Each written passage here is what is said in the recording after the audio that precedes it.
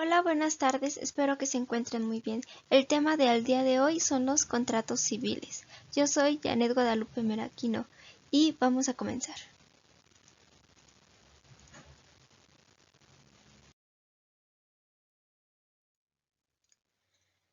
¿Qué es un contrato? Bueno, el contrato son los convenios que producen o transfieren obligaciones y derechos. Vamos a hablar acerca de 4 clasificaciones principales. La primera es los translativos de dominio, translativos de uso, de prestación de servicios y de garantía. Vamos a comenzar con los translativos de dominio.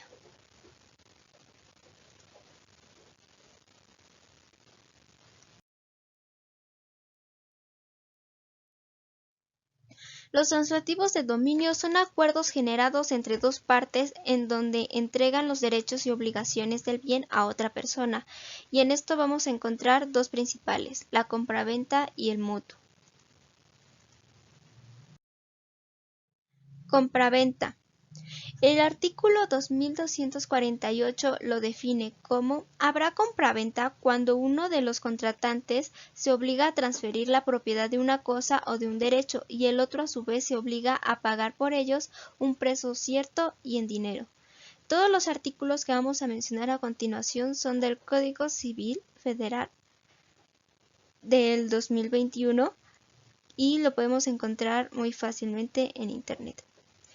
Bueno, en otras palabras, compraventa es el contrato con el cual consiste en que una persona denominada deudor le transfiere un bien a otra denominada comprador. Este tendría el derecho sobre el bien al igual que el dominio del mismo, por lo tanto el comprador deberá remunerar económicamente y en un precio justo.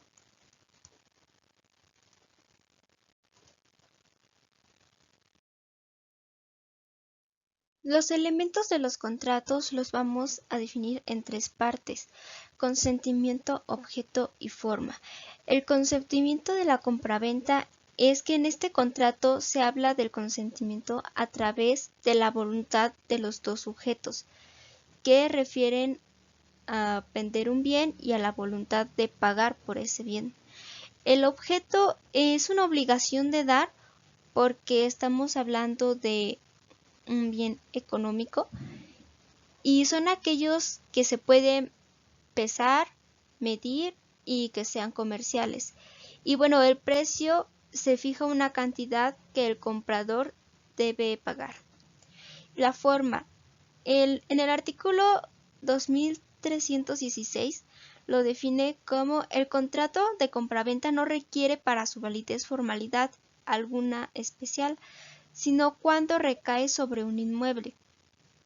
Por lo tanto, el contrato que se genere de este tipo debe ser escrito y firmado por los dos sujetos ante un notario. Y se van a generar 2 ejemplares de este contrato. El primero va a ser para el comprador y el otro se va a quedar en el registro público. Y bueno, si no ocurre esto, habrá una nulidad en dicho contrato.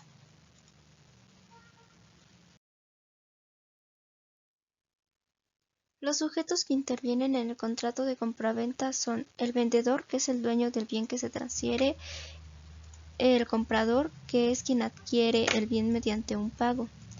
Y sus obligaciones son: el vendedor debe entregar el bien al comprador y en caso de que el vendedor necesite pedir de regreso el bien, deberá dar el reembolso al comprador. Y las obligaciones del comprador es que debe estar comprometido a pagar el precio estipulado en el contrato, así como cumplir con el tiempo, lugar y la forma. Y de igual, depende de la clasificación del contrato, se estipulan las obligaciones para el comprador, como si tiene intereses, reparación de daños o gastos de envío.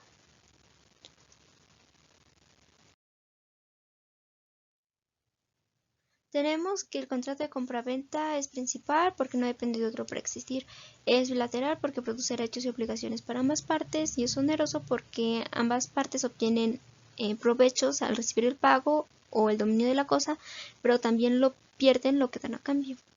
Y en su clasificación podemos encontrar a vistas, en donde la cosa no se puede vender hasta que no se gusten, pesen o midan los objetos. Sobremuestras es aquella en la que se hace con la relación de una parte de la misma, o sea, se entrega una muestra al comprador. Con pacto de preferencia se estipula que una cláusula en donde el vendedor goce del derecho de preferencia, de esperanza o cosa futura, el vendedor tiene el derecho a conocer el precio, aunque aún no exista la cosa. Por acervo o a la vista, se realiza sobre los elementos de alguna cosa que contenga en determinado momento. Pueden ser homogéneos o heterogéneos, de la misma especie y calidad, o de especies o calidades distintas, aun cuando sean cosas que se pueden contar, pesar o medir. Con pacto de no vender a determinada persona se hace una cláusula en donde se estipule que no se puede vender a una persona en específico. En abonos consiste en que el vendedor transfiere la propiedad de una cosa y el comprador se compromete a pagarlo de forma periódica. Y con reserva de dominio es aquel en el que el vendedor se reserva el objeto hasta que el comprador pague la totalidad. Causas de la terminación. El artículo 2270 nos dice que la venta de la cosa ajena es nula y el vendedor es responsable de los daños y perjuicios si procede con dolo o mala fe, debiendo tenerse en cuenta lo que se dispone en el título relativo al registro público para los adquirientes de buena fe.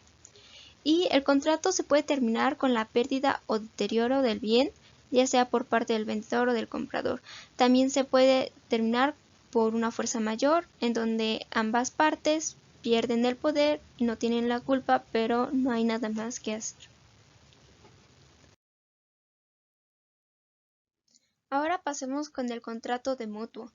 El artículo 2384 lo define como: el mutuo es un contrato por el cual el mutuante se obliga a transferir la propiedad de una suma de dinero o de otras cosas fungibles al mutuario, quien se obliga a devolver otro tanto de la misma especie y calidad.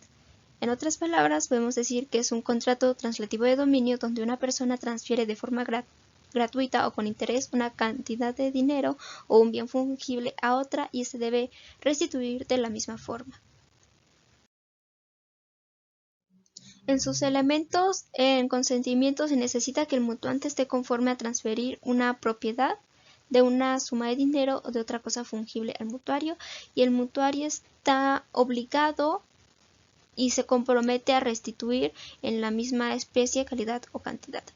Su objeto se refiere al dinero y los bienes fungibles que el mutuante debe dar al mutuario. Su forma puede ser expreso o tácito y puede ser escrito solo como una prueba o en forma verbal, también a través de hechos que se susciten. Los sujetos. El mutuante es quien presta o transfiere una suma de cantidad o de cosas fungibles, y el mutuario quien presta o recibe una cantidad de dinero o cosas fungibles y debe devolverlas. Sus obligaciones son: el mutuante. La transferencia de la cosa debe hacerse en el momento estipulado, no antes, por cuestiones de seguridad, y debe estar consciente de entregar el bien en buenas condiciones, en la forma, tiempo y lugar establecidos. También es el responsable de los daños o mala calidad que tiene el bien al momento de entregarse. Y el mutuario está comprometido a devolver el bien o la cantidad de dinero que se ha prestado en tiempo, forma que se haya estipulado. Y así como otro sujeto debe responder a los daños y lesiones si algo llega a pasar. Entre los tipos de contrato de mutuo tenemos que es principal y bilateral, ya los habíamos explicado antes. Es oneroso por excepción siempre que se estipule un interés. Es gratuito por naturaleza, en donde no se acuerda un interés, por lo que el mutuario no es responsable de pagar un interés. Es mercantil cuando se hace por actos de comercio. Es civil cuando no tiene un carácter mercantil. Y por su objeto es el préstamo de dinero y préstamo de las cosas fungibles. Las causas de terminación. Estas no están estipuladas en el Código Civil, por lo que podemos decir que son las que se estipulan y por las que se rigen todos los contratos. Así que tenemos en los artículos 2224, 2228 y 2241, por lo que puede ser por falta de consentimiento o de objeto, puede ser por si no se trata con actos solemnes, si fue por error, dolo, la violencia, la lesión, la incapacidad de cualquiera de los autores, y mientras que los contratantes no cumplan con la devolución de aquello que en virtud se ha declarado, será también nulo.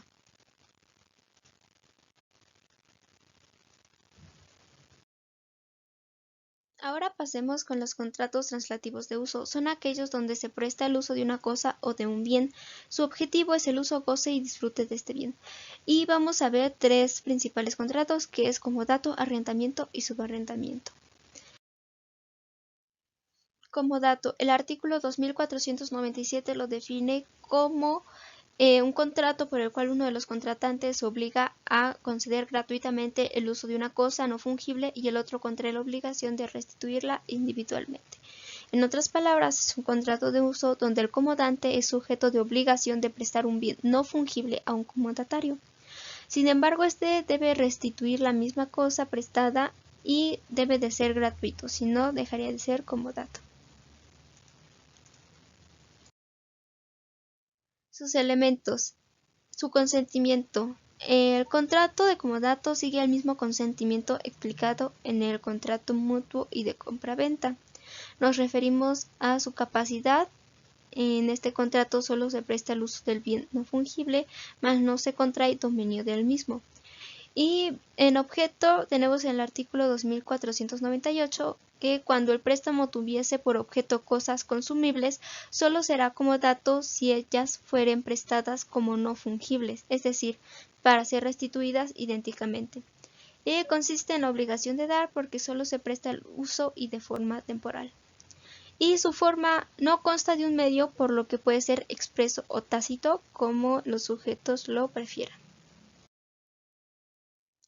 Los sujetos. El comodante es dueño del bien que va a prestar, y el comodatario es la persona a la que se le hace entrega el bien en forma de préstamo. Este debe devolverlo en la forma conservada y el tiempo estipulado.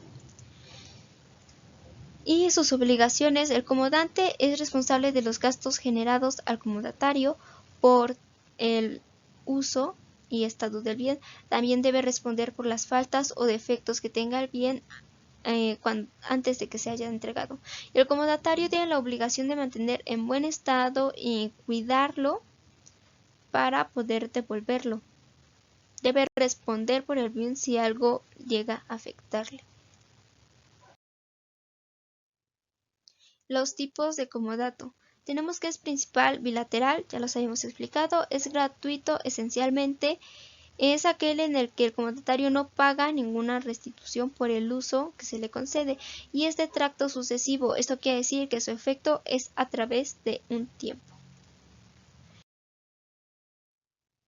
Causas de la terminación. Los tenemos en el artículo 2511 y 2515 que dicen: si no se ha determinado el uso o plazo del préstamo, el comodante podrá exigir la cosa cuando le pertenece. En este caso, la prueba de haber convenido el uso o plazo incumbe al comodatario. En el 2515 nos dice que el comodato termina por la muerte del comodatario, y entre otras causas está por vencimiento de plazo, por haber satisfecho el objeto del préstamo o por pérdida del bien o su deterioro. El contrato de arrendamiento lo define el artículo 2398, que dice: hay arrendamiento cuando las dos partes contratantes se obligan recíprocamente, una a conceder el uso o goce temporal de una cosa y la otra a pagar por ese uso o goce en un precio cierto. En otras palabras, es un contrato translativo de uso donde la parte arrendadora da de forma temporal el uso o goce del bien al arrendatario, quien debe pagar una cantidad considerable y justa por ello. En sus elementos, en el consentimiento tenemos que un sujeto da el uso de un bien y el otro está de acuerdo con la cantidad que debe pagar y los términos estipulados. En su objeto está constituido por el uso o goce que se concede, la determinación del precio, y es un bien inmueble destinado a casa habitación o el negocio o la cosa que se va a dar. En su forma tenemos el artículo 2406, en donde el contrato del arrendamiento debe otorgarse por escrito. La falta de esta formalidad se imputará al arrendador. Este contrato debe tener el nombre de ambos sujetos, la ubicación del inmueble, los detalles, se debe establecer el pago, el lugar en que se hará el pago, si existe una garantía, las obligaciones, facultades de los objetos que lo celebren, entre otras cosas. En los sujetos tenemos que el arrendador es la persona propietaria del bien que ha decidido ceder el uso del mismo a otra persona por una retribución pecuniaria, y el arrendador es la persona a la que se le ha otorgado el derecho de usar y ocupar el bien perteneciente al arrendador. Entre las obligaciones de los sujetos tenemos que el arrendador debe transferir el uso y goce de la cosa, debe asegurar que esté en buenas condiciones, la seguridad, la higiene, los gastos de entrega, si es un bien mueble en el domicilio del arrendatario y si es un bien inmueble en la ubicación. Y debe de responder por las reparaciones necesarias que surjan durante ese plazo. Y con el arrendatario debe ser puntual con los gastos, debe responder por los daños que haga el inmueble, tiene la obligación de avisar cuando el inmueble sufra algún daño o algún perjuicio, y también si ha gastado por alguna anomalía o reparación. En los tipos de contrato de arrendamiento tenemos el mercantil cuando se trata de un bien mueble, el administrativo cuando se trata de bienes que le pertenecen a la nación, estados o municipios, y el artículo 2411 nos dice: los arrendamientos de bienes nacionales, municipales o de establecimientos públicos estarán sujetos a la disposición del derecho administrativo, y en los que no lo estuviere a las disposiciones de este título. Tenemos el arrendamiento civil, que en términos generales es cuando no es mercantil ni administrativo, y el financiero, en donde el arrendador concede el uso o goce temporal de un bien mueble o inmueble a cambio de un pago periódico del arrendatario. Y como otras de sus características o tipos tenemos que es principal, bilateral, oneroso, de tracto sucesivo, que ya se habían explicado antes, es consensual en oposición a real, o sea que es suficiente con el consentimiento de las partes, y es conmutativo. Se refiere a la igualdad o proporción que deben existir entre las cosas cuando unas se dan por otras. Como causas de terminación tenemos que por haberse cumplido el plazo fijo, por tener satisfecho el objeto, por convenio expreso, por nulidad, rescisión, confusión, por evicción, por una pérdida o de fuerza mayor. También el arrendador puede exigir la rescisión del contrato por la falta de la renta o por un daño grave que se haya causado. Y el arrendatario puede exigir la rescisión por la pérdida total o parcial del bien, por defectos o vicios ocultos que haya tenido el arrendador. Por otra parte tenemos el contrato de subarrendamiento, en donde se deriva del contrato de arrendamiento y consiste en arrendar dos veces el mismo inmueble de una manera sucesiva. Es decir, yo arrendo un bien, pero yo lo quiero arrendar a otra persona, o sea, involucra a tres partes. Y el artículo 2480 nos dice algo muy importante, que se refiere a que para subarrendar se necesita el consentimiento del arrendador, o sea, del dueño del bien. Y si no lo hiciere, tiene que responder a los daños o perjuicios que esto cause. En consentimiento tenemos el artículo 2482, que si el arrendador aprueba expresamente el contrato especial de subarriendo, el subarrendatario quedará subrogado de todos los derechos y obligaciones del arrendatario, a no ser por un convenio u otra cosa que se acuerde. Y es necesario el consentimiento del arrendador. Como objeto está constituido la cosa cuyo uso o goce se concede, y por la determinación de un precio. Es un bien inmueble destinado a una casa habitación, negocio u otra cosa, que se había dicho con el contrato de arrendamiento. Y en su forma, en el subarriendo existen dos contratos que deben de estar por escrito. el contrato de arrendamiento, también denominado principal o contrato base, y el contrato de subarrendamiento o contrato derivado. El primero debe tener al arrendador y al arrendatario, y el segundo al subarrendador y al subarrendatario. En los sujetos tenemos al arrendador, que es la persona propietaria del bien.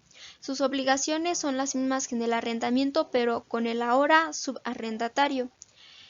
Y si el subarrendatario tiene atraso con el alquiler, el propietario tiene la opción de demandar al inquilino original. Como subarrendador es el antes arrendatario, que necesita la autorización del arrendador, y si el subarrendatario no puede pagar, se le solicitará al arrendatario que pague la renta en su totalidad. O sea, se hace responsable del subarrendatario. Y el subarrendatario es la nueva persona con derecho y uso y goce del bien. El subarrendatario debe pagar el alquiler con los cumplimientos del término del contrato, y el inquilino principal sigue siendo responsable final del arrendamiento.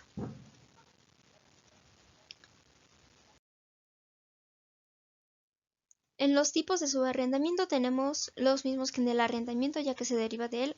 Lo mismo pasa con la terminación, es lo mismo que en el arrendamiento, solo que aquí se agrega que una de las principales causas es que el dueño original no acepte el subarrendamiento.